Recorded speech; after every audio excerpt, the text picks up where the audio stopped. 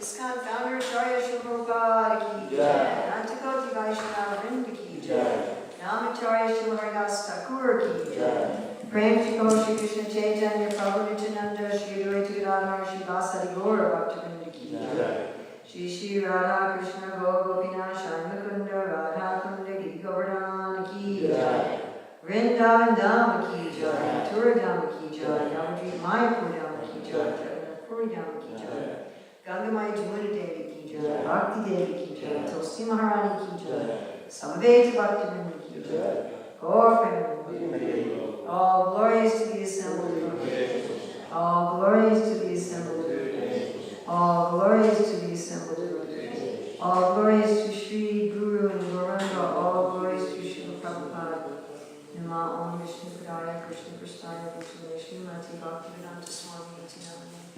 Namaste Saraswati Devi Gauravani Pachani Sesa Similani Paskata Visatana. Vandeham Shri Guru Shri Nita Vakalam Shri Guru Vaishnavamscha. Shri Rupam Savarjatam Sahagana Radhatam Kamstam Sajivam Sadvaitam Sadvajutam Parijana Sahitam Krishna Chaitanya Devam Shri Radha Krishna Padam Sahagana Lalita Shri Krishna Kamstam Panchakal Pachubhischam Prasannavyatam Vijnam Bhavani Yogamasham Om Namo Bhagavate Vasudevaya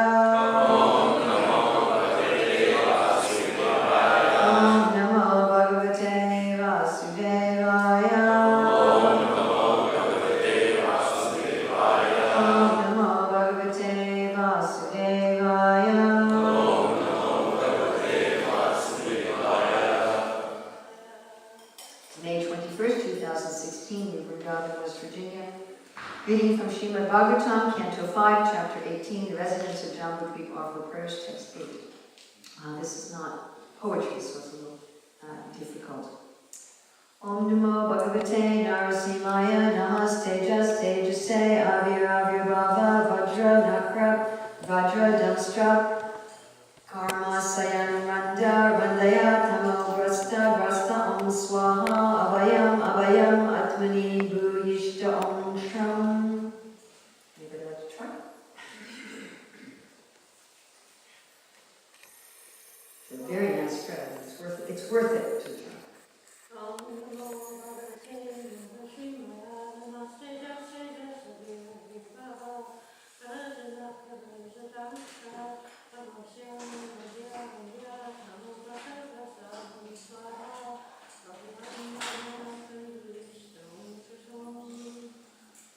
Somebody else?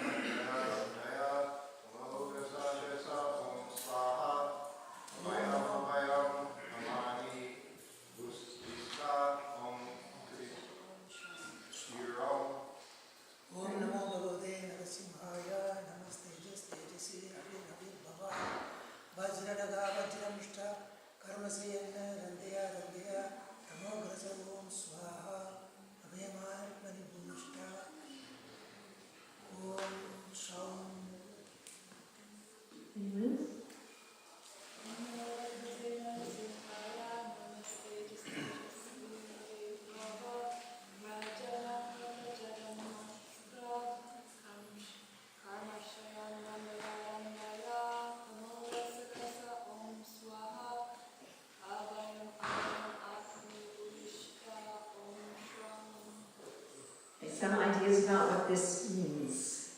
Anybody recognize any of the words? Narasimhaya is two already sing it. Any other words people recognize? Someone who doesn't have a book in front of them. Damstra means teeth. Good. Karma means action or work. Abhayam, well, free from Atman.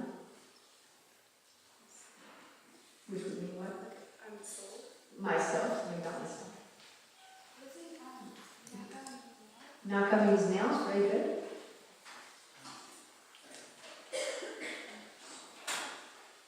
Anything else? Tejas? Light, power. Raja? It's actually Vajra, it's Vajra, not Vraja. Vraja means pasturing grounds. They spelled it wrong. Whoever wrote this was really in the mood of Vrindaban. And they were so absorbed in Vrindaban they couldn't get into the Dasi mood. It's Vajra. Do anyone know what Vajra means? A diamond or a lightning bolt? Yes. Okay, very good. Om. O Lord. Namaha. My respectful obeisances. Bhagavate. Unto the Supreme Personality of Godhead. Narasimhaya, known as Lord Nrsimha, Namaha, obeisances, Teja Teja say, the power of all power, Avir Avir Bhava, please be fully manifest, Vajra Naka, O you who possess nails like thunderbolts, Vajra Damstra, O you who possess what? Teeth like thunderbolts. Karma Asayan, demoniac desires to be happy in material activities. Randaya, Randaya, kindly vanquish. Tamaha, ignorance in the material world. Grasa, kindly drive away. Grasa, kindly drive away. Om, oh my Lord. Swaha, respectful oblations. Abhayam, fearlessness. Abhayam, fearlessness. Atmani, in my mind. Bhuyishta, may you appear. Om, O Lord. Shom, the bija or seed of mantras. Offering prayers to Lord Nrsimha. Translation and purport by Prabhupada. I offer my respectful obeisances unto Lord Nrsimha Dev, the source of all power. O my Lord, who possesses nails and teeth just like thunderbolts, kindly vanquish our demon-like desires for fruitive activity in this material world. Please appear in our hearts and drive away our ignorance, so that by your mercy we may become fearless in the struggle for existence in this material world. Purport. In the Srimad Bhagavatam 4:22-39, Sanat Kumara speaks the following words to Maharaj Prithu. Yat pada pankaja palasa vilasa bhaktya karmashayam grahitam uprastayanti santaha tadvanna riktamatayo yatayo pi rudra strokanastam aradam vaja vasudevam. It's the same word, karmashayam. That's why Prabhupada's quoting this verse. Devotees always engage in the service of the toes of the Lord's lotus feet. The service of the toes of the Lord's lotus feet.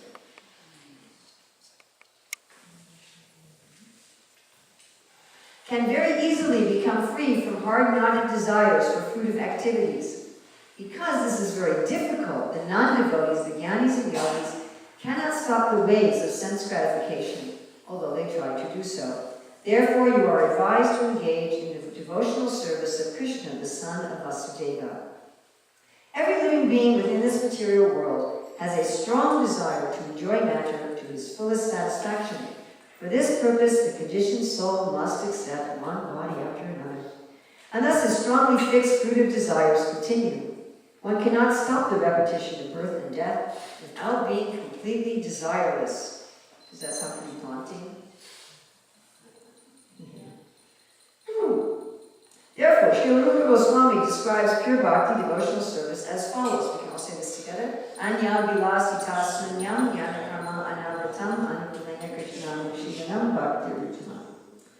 One should render transcendental loving service to the Supreme Lord Krishna favorably and without desire for material profit or gain through fruitive activities or philosophical speculation.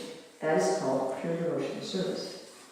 Unless one is completely free of all material desires, which are caused by the dense darkness of ignorance, one cannot fully engage in the devotional service of the Lord. Before you can engage fully in the devotional service of the Lord, you have to be free from all material desires. Therefore, we should always offer our prayers to Lord Nrsimha, who killed Hiranyakashipu, the personification of material desire. Hiranya means gold and Kashipu means a soft cushion or bed. Materialistic persons always desire to make the body comfortable, and for this they require huge amounts of gold. Thus, Hiranyakashipu was the perfect representative of material life. He was therefore the cause of great disturbance to the topmost devotee, Prahlad Maharaj, until Lord Nrsimha killed him. Any devotee aspiring to be free of material desires should offer his respectful prayers to the Singadev as Prahlad Maharaj did in this verse. Om Namo Bhagavate Narashnimaya Namaste Jaste Jase Avir Avir Bhava Vajra Naka Vajra Damstar Kama Shayan Nandaya Tamo Gasta Om Swaha Abhayam Atmani Bhuyishtam Om Ksham. I offer my respectful obeisances unto Lord Nrsingadev, the source of all power, tejas. O my Lord, who possesses nails and just like thunderbolts, kindly vanquish our demon-like desires for fruitive activity in this material world. Please appear in our hearts and drive away our ignorance, so that by your mercy we may become fearless in the struggle for existence in this material world. Drive away our fear and our ignorance. Why this benediction? We could ask for so many things. What are you going to ask the Lord for? Thought about it, just like people at Christmas, they have their list for Santa Claus. Santa Claus has replaced God in modern West. So they have their list. I once went to a mall around Christmas time, and they had a statue of Santa Claus, and he was holding this long list, like a tape, from an Addy, one of those old Addy machines, like a receipt paper, scrolling onto the floor of everybody's list. So generally we come to the Lord, what kind of things do we ask for? Fix my body, fix my finances, fix my family, fix my job, or fix the body and finances and family and job of other people. Somehow adjust everything in this world, or sometimes people pray, just finish everything in this world. Right? Those are the two main prayers. Give me everything in this world, or take away everything in this world. And here Prahlad Maharaj is asking, free me from ignorance and fear. If I'm free from ignorance and fear, then I'll be free from this cycle of birth and death. I'll be free from this karma and its reaction that makes me take birth again in this world. So, what is benediction? I don't think most of us think about ignorance and fear as being our big problems. We don't usually wake up in the morning and say, God, get rid of this ignorance and fear. Right? We usually wake up and think, I need a new pair of shoes, or I need a husband, or something like that. Right? That's generally what somebody wakes up in the morning. I need a new job. Right? Or I'm having some problem with this other person in my life, and I don't know what I'm going to do about it. I've got to settle this problem. Ignorance and fear. If we could get rid of ignorance and fear, my dear friends, we would solve all of our problems. By the way, what's the opposite of ignorance and fear? This is very negative, ignorance and fear. What's the positive? What's the opposite of ignorance? Knowledge. Truth. The opposite of ignorance is truth, and the opposite of fear? Fearless, okay. Courage. Courage is definitely the opposite of fear. And what else is the opposite of fear? Love. Oh, very nice. What else? Faith. Excellent. Faith. What else is the opposite of fear? Strength. Oh, I like this. What else is the opposite of fear? Confidence. Anything else? Joy. What else? Peace. So think about, if you got rid of ignorance, you'd have knowledge and truth. And if you got rid of fear, we'd have fearlessness. How many things do we say? Fearlessness, faith, courage, strength, peace, joy. Did I miss anything? Confidence. Does that sound nice? Everybody like those things? Okay. So we're going to look at 4 different things and how they're affected by getting rid of ignorance and fear. Good qualities, right decisions, fruit of work, and living in the now and love of God. So let's think about good qualities. So would we all like to have good qualities? Who here would like to have good qualities? Some of you are not sure. Some of you really want to have bad qualities. Actually, it's interesting in Bhaktivedanta Swami's Manashikra, he says, give up dharma and adharma. Don't be attached to your good qualities, don't be attached to your bad. But the soul naturally has good qualities. And most of us, when we think of ourselves, we think of how we would like to be, yes? Do you think like that? I have my idealized Urmila, she's all the way up there somewhere, that I'm aspiring for. Right? Like Sri Kirti, where you were telling us how you spoke on this verse, where Prabhupada said Prahlad was the typical devotee. And you read that and you think, typical devotee, wow. So he said, this is the devotee I want to be. This is the person I want to be. I want to be kind, I want to be caring, I want to be compassionate, I want to be courageous, I want to be determined. Right? Don't we have things we would like to be? Everybody have some good qualities they would like to be? Do we fail? Yes. Yeah. How often do we fail? A lot.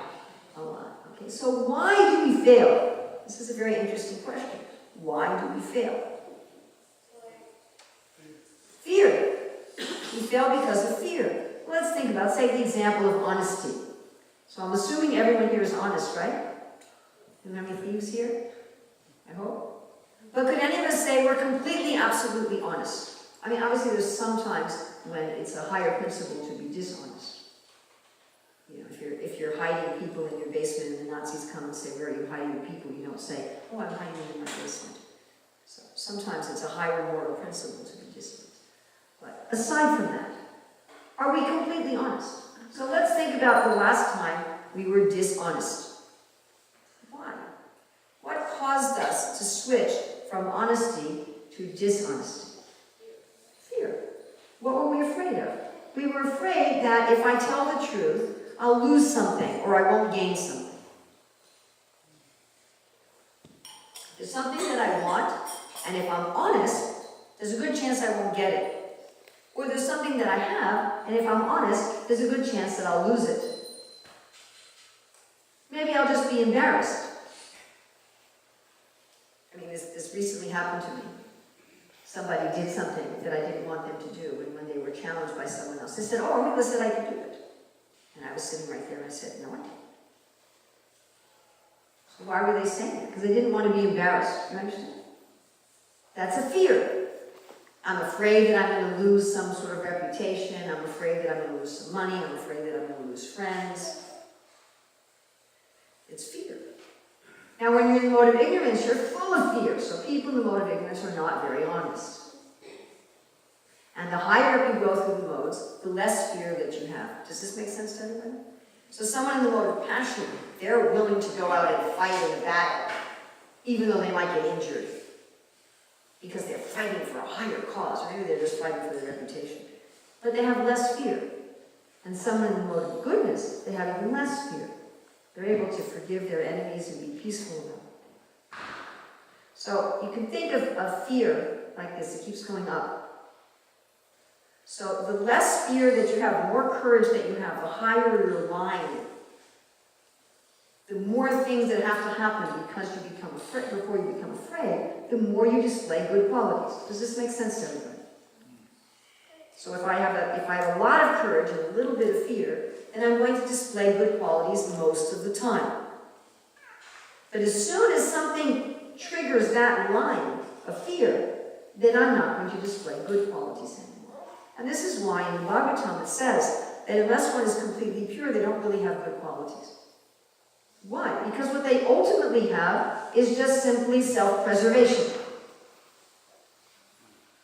The only quality a person has who has any fear at all is self-preservation. It's only when there's no fear that you have good qualities in all circumstances, which means that you actually have good qualities. If I have some fear, it means I'm displaying good qualities only when I think I won't be harmed by them. And as soon as I think I'm going to be harmed by my good qualities, I switch to bad qualities.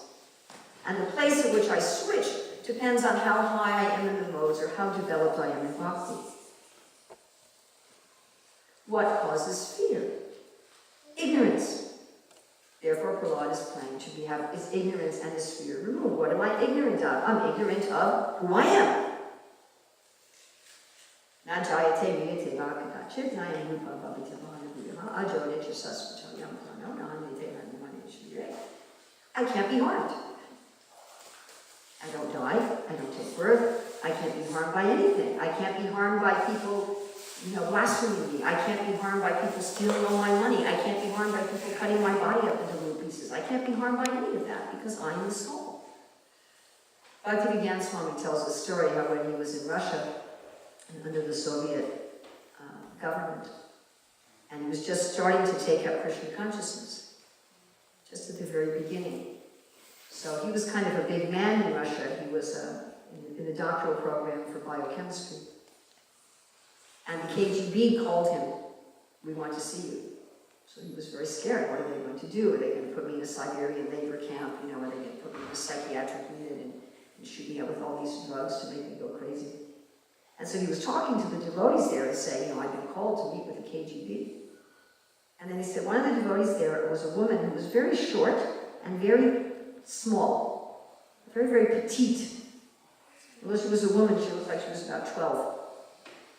And she said to him, there's nothing to be afraid of. You're not that body. You're the soul. They can't hurt you. And he thought, if this tiny little woman can be so fearless, what's my problem? And he immediately felt filled with courage. So when our ignorance is removed, when we understand, I am a soul, I can't be harmed.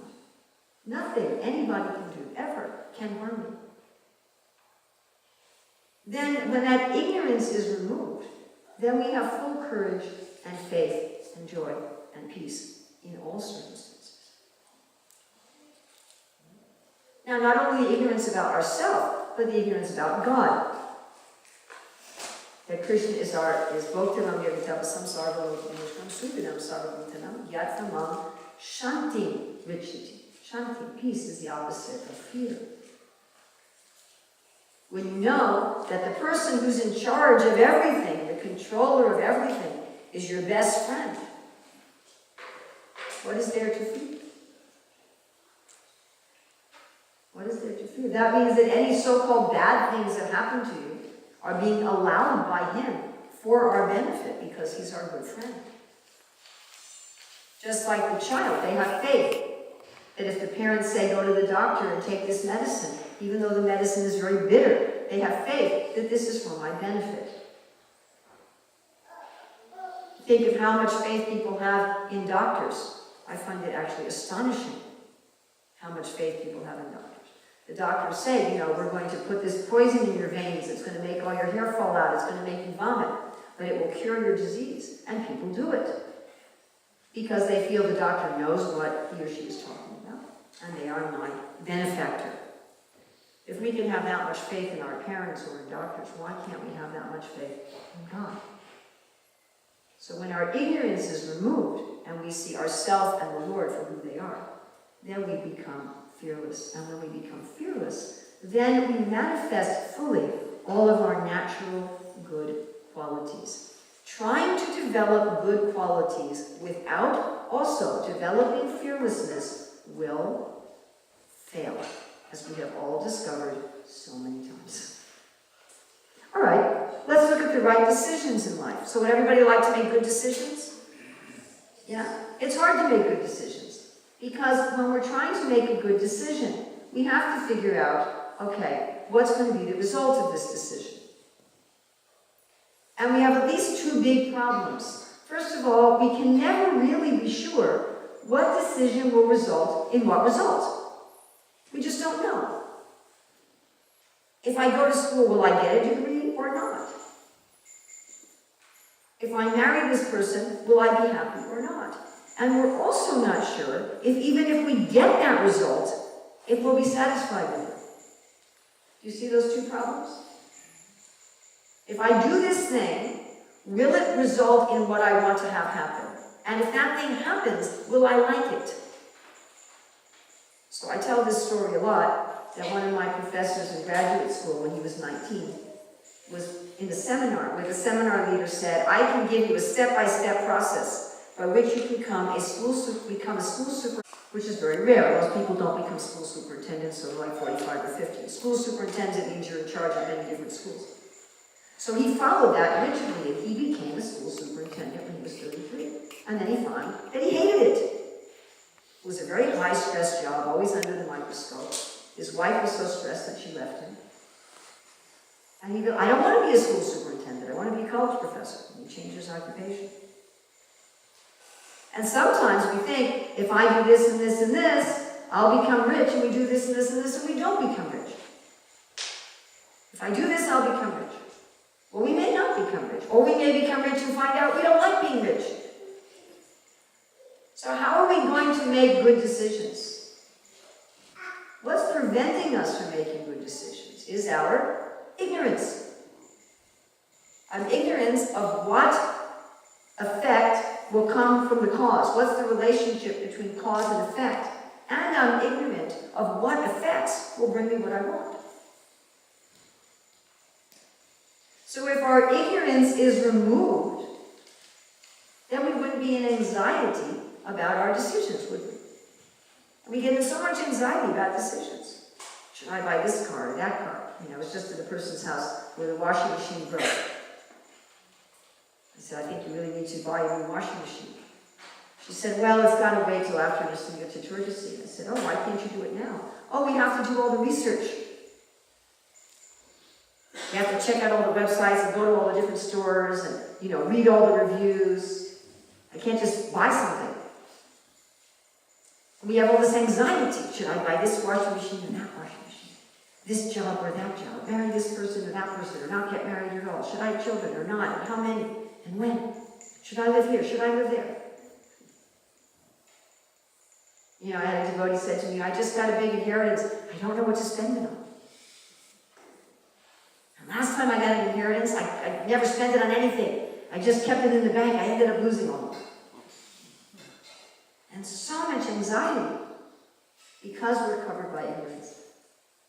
So very interesting where Krishna says in the Bhagavad Gita, those in the mode of ignorance, they always make the wrong decision. They consistently make the wrong decisions. Even if their decisions result in what they think it will result in, those results do not give them happiness. Then he says those in the mode of passion, sometimes they make the right decision, sometimes they make the wrong decision. And he says those in the mode of goodness, they always make the right decision. They know what is liberating and what is binding, what is to be done and what is not to be done. Why? Because this veil of ignorance is lifted. They can see things in the right perspective. What to speak of those who are in bhakti? Those who are in bhakti, they're in touch with the absolute truth. They see things as they are. You can say, well, it seems that sometimes even pure devotees make decisions that don't turn out very well. But we would say that even if they don't appear to turn out very well, they always bring the perfect result. Remember we were saying even if you make all that money, you become the school superintendent, you might not like it. So the decisions the devotees make, just like Vidura's wife, and she gave Krishna banana peels. And you could say, well, that wasn't a very good decision. But the result was wonderful. We're still glorifying it so many thousands of years later. Do you all understand? The decisions that those people make when they're in bhakti brings joy to themselves and the world, even if on the external platform it doesn't seem to be very wonderful. All right, what about fruit of work? Prahlad Maharaj here says, get rid of my karmasayana. And Srila Prabhupada quotes 422:39 also to get rid of this karmasayana, this fruit of work, working for a fruit, karma phala. This is, of course, very related to making right decisions. But it's the whole concept that the reason that I'm acting in the world is to enjoy a fruit, to enjoy a certain result. That mentality in and of itself brings anxiety. Why? So we want a particular fruit. We want to make money. We want to have a nice marriage. We want to graduate from school. We want to get a raise. We want to get a new job. Whatever. We have a certain fruit that we want. So we work to get that fruit. I sacrifice, I work, I plant the seed, I water the seed, I weed the seed, I water it, I fertilize it, and the tree grows, and the tree produces a fruit, and I eat the fruit. Work, fruit. Work, fruit. Work, fruit. Correct? Isn't that how it goes? Yes? So what are you feeling when you're working to get the fruit? What kind of distress? Anxiety. What are you in anxiety about? Am I really going to get the fruit? And when I get it, will I enjoy it? Will I like it? Who knows? Maybe you'll work hard and someone else will steal fruit. It happens all the time. Should I tell you a funny story? It's all embarrassing. So it was a Kadasi. I was in Puerto Rico, and I was doing a full fast. I was doing no fruit, no food, no water, no sleep. So I knew that when I wanted to break my fast, I wanted to have something really light to eat. I wanted to just have some fruit to eat. And I noticed at lunch they were just serving some fruited nuts. And I thought, oh great, this will be the great thing to have to break my fast. So I got a plate, and I filled it up with fruit and nuts. I put another plate over it. I wrapped it all up. I put a big sign on it. Urmila's, hands off. And I put it in the main refrigerator. You can guess the end of the story.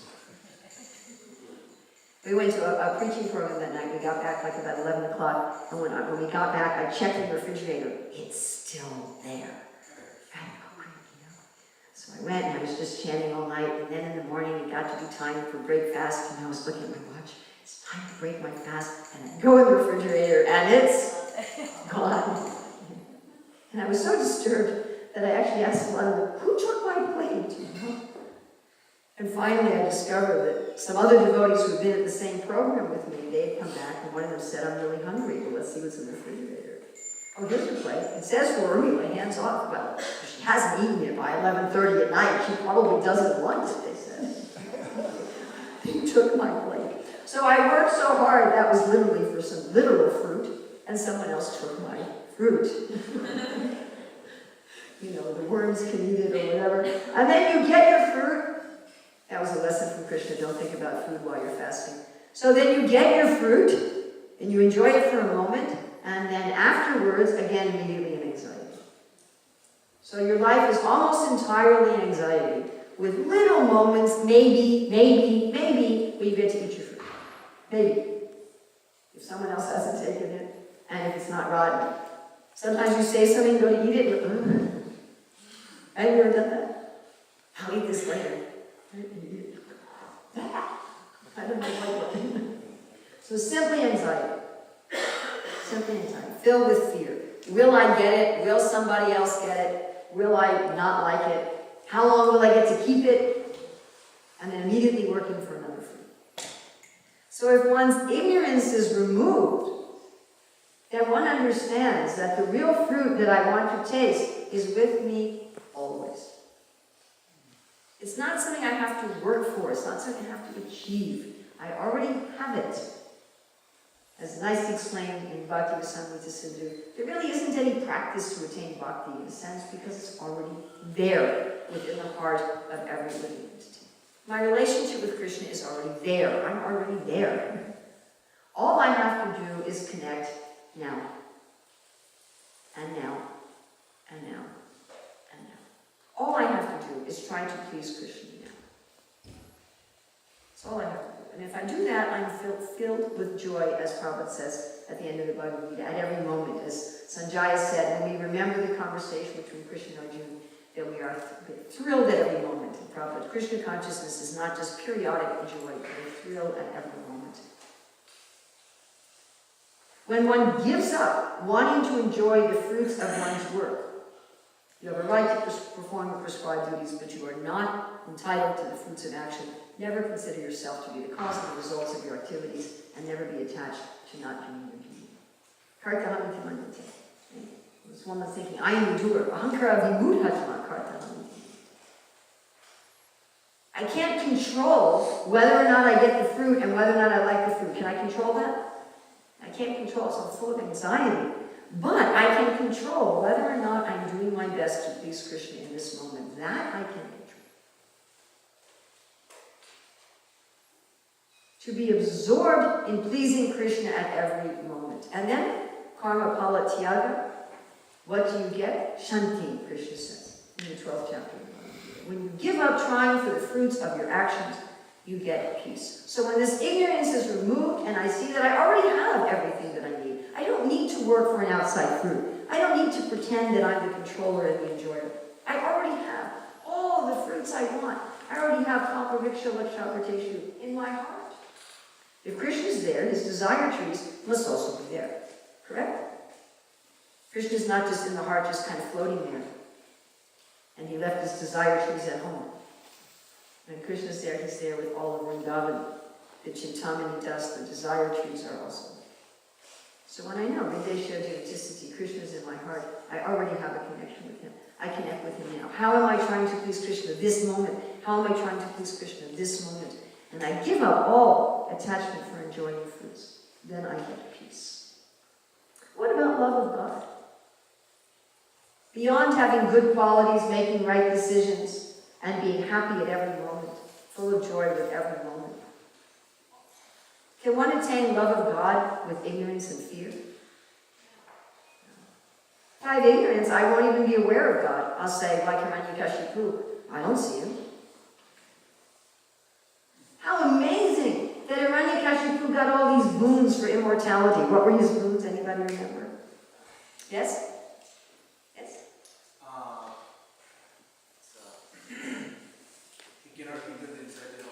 Inside or outside? Someone, another one.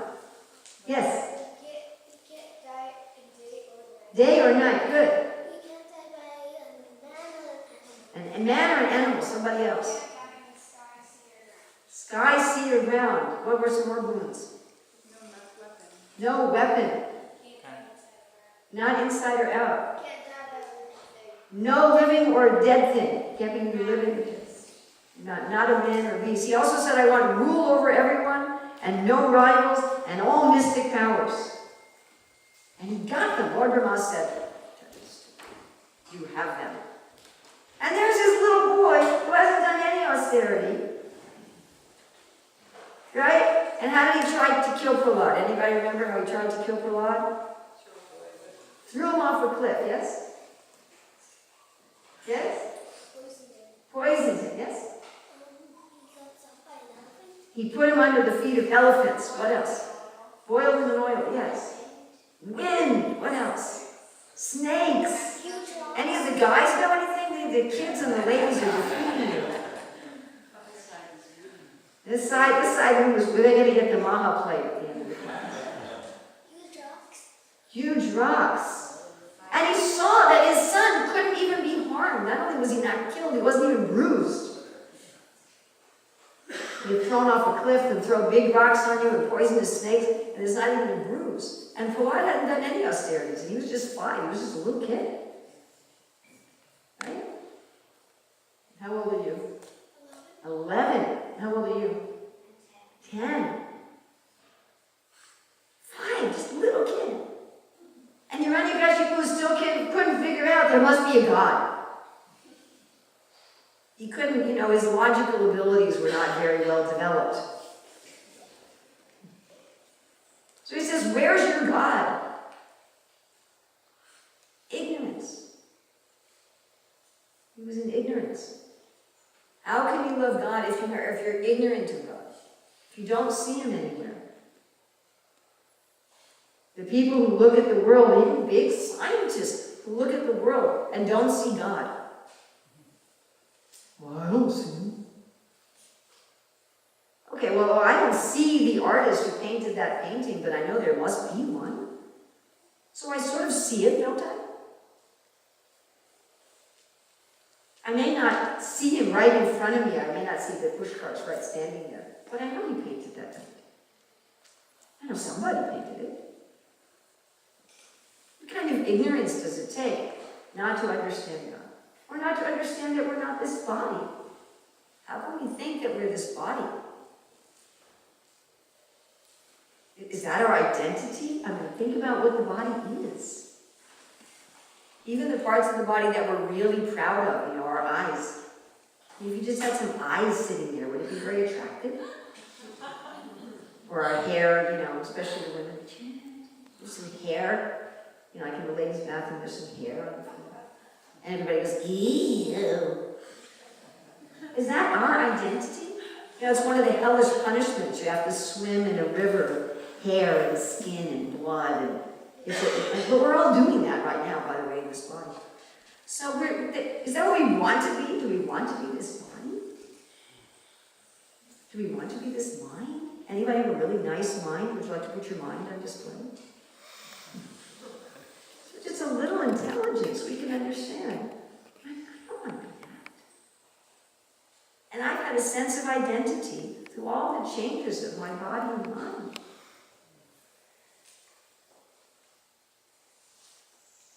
So if we're going to love God, we have to have this ignorance removed. We have to be able to see the truth. We have to also be able to see the truth of our rebelliousness. We have to see the truth of our pride and our foolishness. And when we see this truth and we get peace, then we naturally give up our desires to be happy in this world. Please don't think that this prayer of Prahlad Maharaj means that, okay, oh my God, if I say this prayer, I have to give my whole bank account to Vrindaban. Give away, put all my clothes in the donation box down by the lodge. Just get, one piece of cloth. Live outside in a tent. I mean, you might do that. That's not what it means.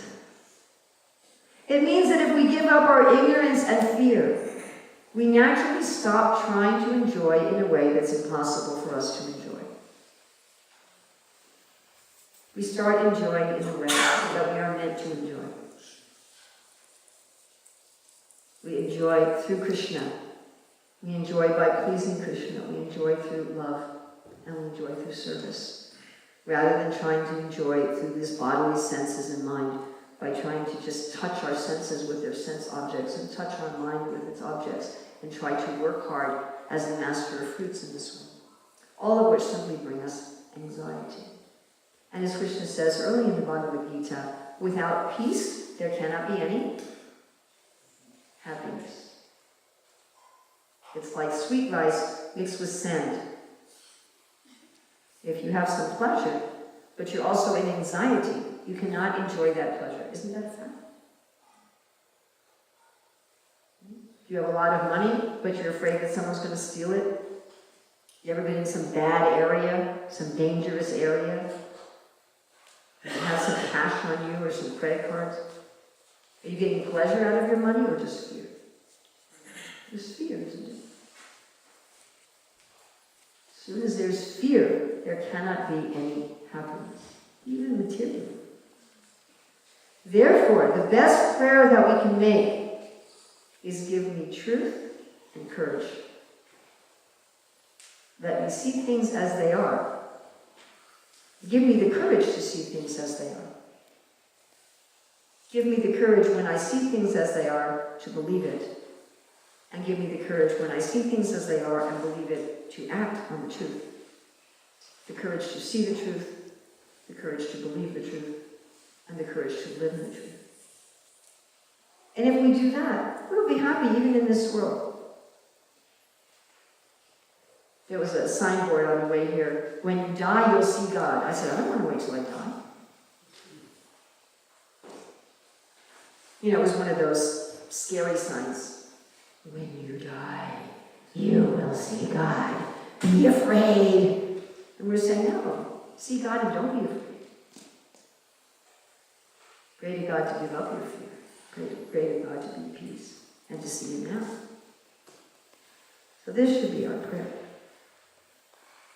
My ignorance is very thick. It's very sticky. It's stuck onto me. Like somebody that burns something in a pot. Have you ever really burned pot? Anybody who's ever really burned something in a pot? That's how my ignorance is stuck to me.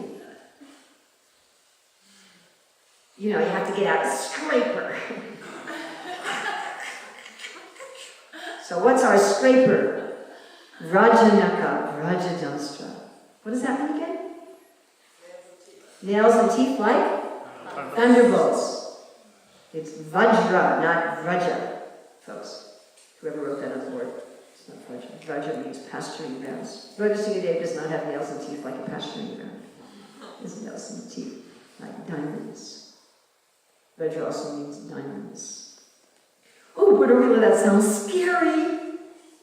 No, it's not scary. Cats have sharp teeth and sharp nails, but are they scary to their kittens?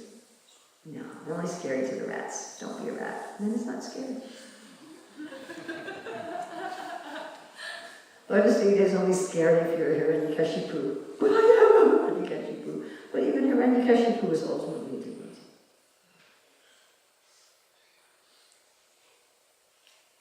So we should be so entranced with our beautiful soul that's underneath all that crud.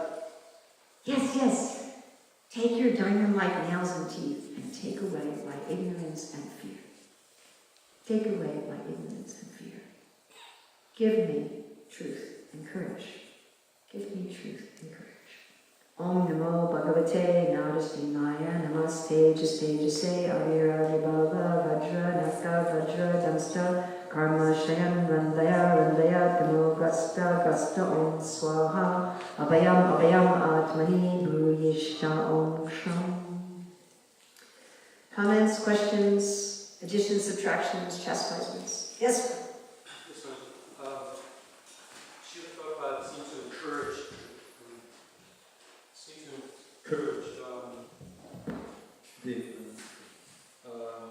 to read and hear and read his books every day and be very serious. And I remember, when I came to the movement, devotees were always very serious about hearing and memory verses and learning this Shastra. And the more the devotees seemed fixed, it seemed they had more faith and performing greater devotional service. And I just was wondering if you could comment, if you want to, about the importance of learning and hearing. I mean, somehow fixing the knowledge, I don't know, in our hearts. That's such a good point, Prabhu. One of the main ways our ignorance and our fear is removed is by hearing the Shastra and by learning the Shastra. However, if you learn and hear the Shastra without a desire to remove your fear and ignorance, it will not work. So if your motive for hearing the Shastra is so you can use Shastric passages to hit other devotees over the head who don't agree with you, if your purpose in hearing and studying the Shastra is to convince yourself that you're already perfectly well situated and you're already a wonderful person, then it will not help. So therefore we have a few copies left of Manashikta Bhaktivedanta Swami. Therefore he says, Sadadam Banditva, one has to give up pride.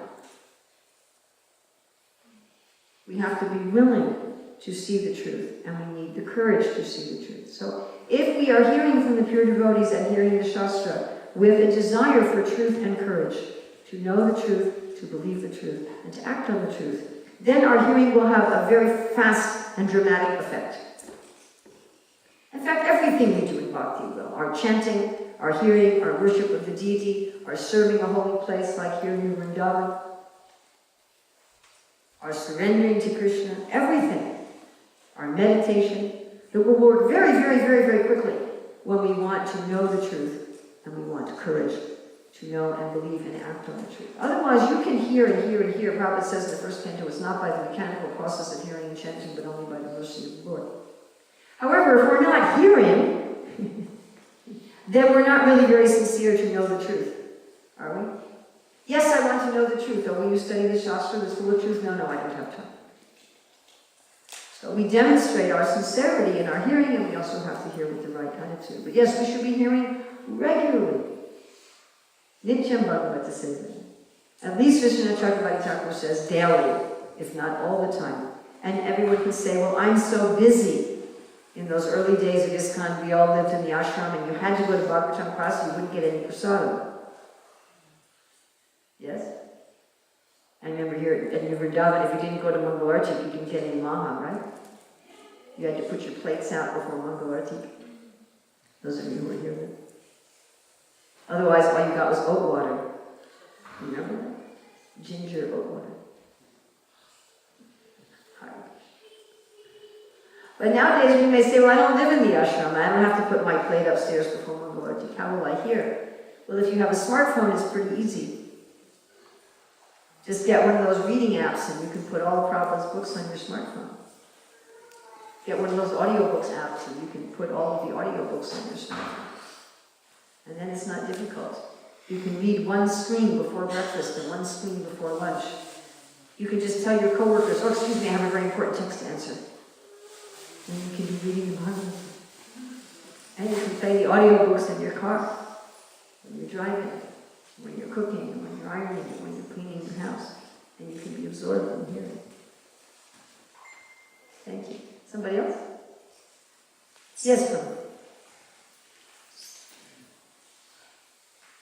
Just wondering, in the verse, a lot of words were repeated. Ah. Why was that? Why were the words repeated? We find in Sanskrit, also in Hindi and Bengali, the Sanskrit-derived languages, that they often repeat words. So if we want to emphasize things in English, we do things, well, how do we emphasize things in English? We shout, we make it louder. Okay, so we have, English is a language where there's emphasis on certain words and the meaning is changed a lot according to emphasis. Not all languages are like that. And we show that in written English with bold or with italics. Okay? And we can change the whole meaning. Oh yeah, I really like you. And the whole meaning changes. Where we emphasize, we put the inflection like that. How else do we show emphasis in English? Exclamation points. How else? Underlining, italics, bold. We don't so much repeat now. We'll use things like very and to and much. We use adverbs that show excessive, really. And the way they do it in Hindi, Bengali, Sanskrit is to repeat. Cut, cut. Short, short. Fear, fear. Courage, courage. Give me courage, courage.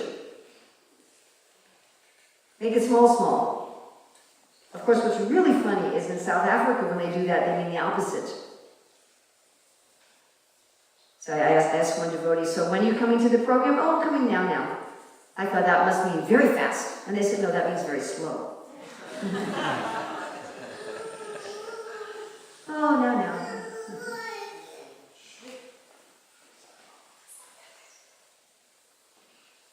Anything else?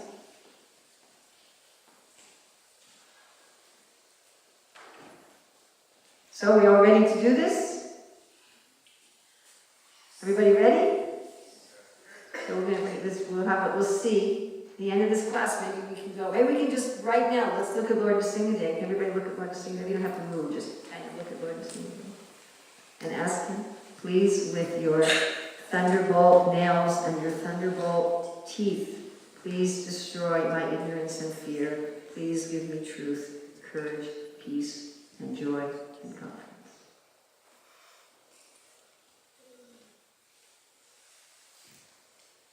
Miracles will happen in our life if we pray like that. Absolute miracles. Srila Prabhupada ki jai, Lord Nrsimhadev ki jai, Srimad Bhagavatam ki